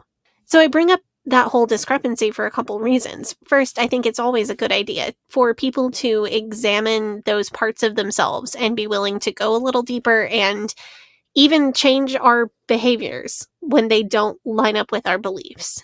Yeah, and I also want to, and maybe this is a bit anecdotal for me to point it out, but I have experience with some people espousing really reactionary or extreme religious beliefs that they themselves don't actually live, either as like insurance or as like or as sort of a thing where they feel really insecure about their own morality and these are like things that they're striving for and like things that they think are really important that they haven't achieved yet. So they're trying to push that also on other people so that other people can see the thing that they're working to achieve. Oh, like I feel bad about myself because I haven't achieved this particular goal, so I'm going to go around saying that everybody should be working hard to achieve this particular goal.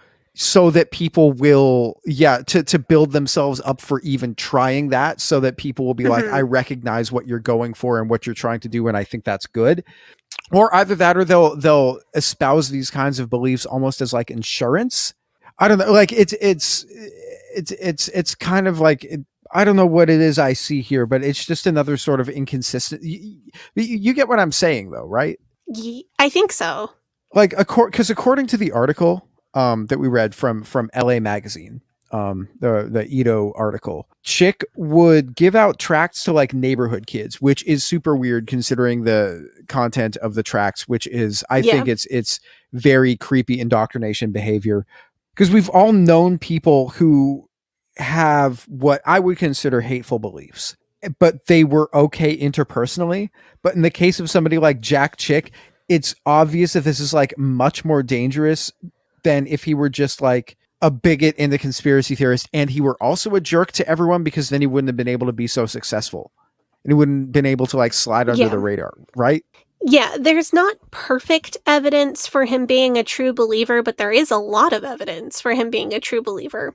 The question I think this entire story brings us to is, how does someone who seemed to be such a typical person earlier in his life and seemed to be a generally moral and loving person throughout his life end up being a true believer in some of the most vile and harmful conspiracy theories that exist? We can call him gullible. I don't have a problem with that. I mean, he believed two of the greatest Christian grifters of the 20th century and supported them even when the truth of their grifting and lies were exposed. And we can say he fell for confirmation bias. I don't have a problem with that either. That's a natural human mistake. But I think it's interesting to ask ourselves, how does a seemingly good person buy into that kind of harmful conspiracy? Yeah, at this point, I don't even know if I'd call him a grifter, because I think that grifters, right? Because when I think of a grifter, I think of all of like the fundamentalist pastors who use like the scare tactics and like the cult tactics that were based around the things that Chick was writing, and these clearly nut job theories. But like, he's not the one who's like grifting all of the money from. You know what I'm saying? Like, I mean, he's getting successful from it, but he's not the one who's like using these scare tactics to try and keep people in line. And he's not the one who's like being coercive towards other people. Yeah, I wouldn't call Chick a grifter. Rivera and Todd were grifters. I wonder if we could call Chick a cautionary tale, actually. I think maybe he can be a lesson to all of us about watching out for predetermined conclusions and confirmation bias. I think maybe more than anything, he's a lesson to all of us about how horribly dangerous ideas and conspiracy theories that are harmful in real life can spread in a way that seems as simple and innocent as a 24-page cartoon booklet. Yeah, I think more than a grifter, what I would call him is maybe like even a little bit of a mark. But like, he was the rare mark that didn't end up totally getting fleeced because his creative ability was useful to the people who were taking advantage. I mean, like, I'm the thing I'm thinking about, like, John Todd called him after backsliding into the occult again and said, "Hey, Jack, I need help. I've been doing the Satanism and sex thing again." And Jack Chick doesn't see from this that John Todd is clearly a total charlatan. No. And did Chick bail him out because Chick wanted more of Todd's story to bolster Chick's comic sales and make him an even bigger peddler of conspiracy theory? Or did Chick bail him out because he thought he was a brother in Christ who had fallen on hard times? Those are the answers that we are just not going to get from Chick's story. I had spent my childhood reading these Chick tracts. I wasn't allowed to watch scary movies or read Goosebumps. These tracts were that for me. I lost sleep over Jello Ashley and the guy eating fingers on the side of the road, and many other graphic and gruesome images that Jack Chick gifted me with. I think the real horror is that the comics just keep on coming, and that they keep on finding other people like Jack Chick. Whatever it was that was going on with this guy that made him so susceptible to conspiracy theories and so susceptible to grifting and lies. There are people out there like him who are the perfect audience for the conspiracy theories that Chick himself peddled and published. And those people will continue to digest and internalize and spread those conspiracy theories and his toxic theology to another generation. And I think that's what's actually terrifying about Chick comics. I think that's why so many of us who were raised with him have such a visceral reaction when we see one. That's interesting for me to think about. And it's also kind of like, if I could make any piece of documentary content, I would want to make like a satanic panic doc. You know what I'm saying? Like, I would want to start I'd like start with the book of Revelations and biblical literalism, and like say, how does that apply to medieval blood libel? How does like the literal interpretation of the book of Revelations play into the protocols of the elders of Zion? And how does that go from there to Nazism, and there to McCarthyism, and there to the satanic panic, and then from there to Q Anon? That's what I would want to, like, if there's anything that I could, because like that's so central to all of it, to like everything that we ever talk about on this show, and those people who are believing that. Yeah, and Jack Chick is a crucial piece of that very large puzzle. As little as we know about him, we certainly know that much. Just to button this up, Jack Chick died in 2016, but his ministry has long outlived him. Fred Carter just recently died in May of 2022, and he was creating material for Chick Publications up until his death. David W. Daniels seems to be at the helm of Chick Publications. In classic Chick Publication style, they are not really giving us any kind of organizational information. Chick Publications has recently published a tract called Trust the Science, in which a scientist is hyping up carbon dating when a Black female coworker stands up to him, debunks carbon dating, talks about Jesus, and everybody in the room gets saved. The scientist tries to complain to his boss, only to discover that the Black woman who just evangelized everyone in the room is his boss. I don't know. It's kind of an okay twist, like points for diversity, except for everything else about this sucks. Are they trying to like girl boss the? Yeah. I mean, look, points for portraying Black women in positions of power. You do get a point, but also, yeah, everything else about it is awful. But even when they're putting Black women in positions of power, she's still like a stooge for the Christian patriarchy. Yeah. But she's by far the good guy in this comic, so I guess. But also, the title of the tract is Trust the Science, which is a clickbaity tract intended to attract people who have strong opinions about vaccines. I read this tract. I mean, they don't really debunk carbon dating. Somebody just says, yeah, carbon dating is made up. Right. I was using debunk in the fundamentalist sense, which means saying something isn't true because of Jesus. My point is, though, his ministry is still out there. It's still seeking out vulnerable minds, and it's still publishing articles online with extremely reactionary titles, like a recent article from about a month ago, trigger warning for transphobia. The article title is Even Women Inmates Are Not Safe from Transgenders. Yikes. It's more than Chick was a bad, hateful guy. Like, I got into this episode and I thought, oh, Chick was a bad, hateful guy. And I think it's so much more than that. It's more than, well, his ideas were dangerous, but he's dead now. For me, the conclusion of this one is more like Jack Chick could have there could have been many more people like him. There are many more people like him. He got infected by bad information and confirmation bias, and his talents put him in a unique position to attract and find everyone else like him. And he's dead now, but these ideas live on far beyond his lifespan. His ideas are not dead. This isn't a done deal. And that's terrifying. And the other thing I'm thinking, like, because he wasn't the one that was coming up with conspiracies. He was just the one who was platforming them, and he wasn't the first one to platform them. He was just more successful at it. He certainly had hateful and harmful beliefs, but I don't think that's the point. I think the point is he was uniquely susceptible to hateful and harmful beliefs and uniquely positioned to spread them to others. Yeah, so I think that's pretty much what we've got for today.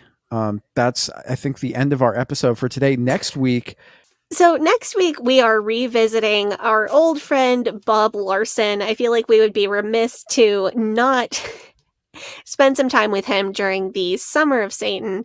I have got a copy of a book that he wrote about rock music, and I think that's going to be a fun little read. do you mean rock and or roll music? Rock and or roll. It's the new expanded edition. If you like our show, if you're a fan of our show, make sure that you check out our social media.